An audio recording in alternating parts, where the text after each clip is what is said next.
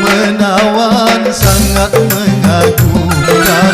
Allah menciptakan Masjidil Haram, tempat beribadah seluruh umat Islam. Indah sungguh menawan Sangat mengagumkan. Allah menciptakan Masjidil Haram, tempat beribadah seluruh umat Islam.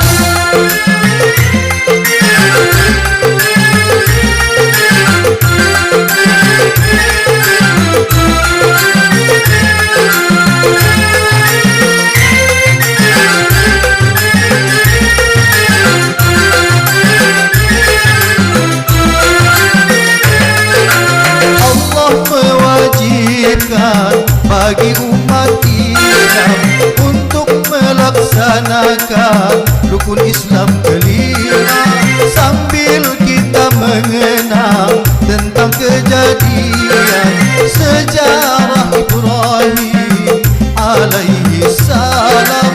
Walaupun berat cobaan di sana, tetap mengamalkan. Walaupun berat cobaan di sana, tetap mengamalkan.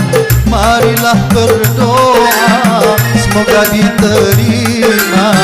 Marilah berdoa semoga diterima ibadah haji kita. Indah sungguh menawan sangat mengagumkan. Allah menciptakan Masjidil Haram, tempat beribadah seluruh umat Islam.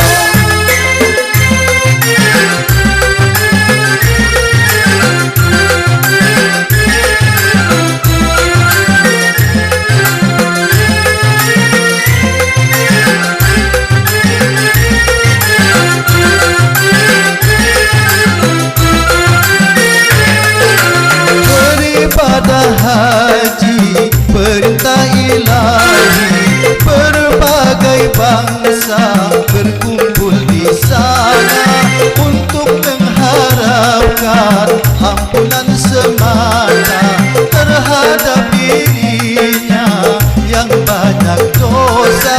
Haji yang mabrur itulah yang makbul, terhindar dari dosa.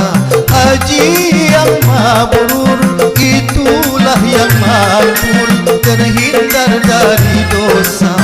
Marilah berdoa semoga diterima.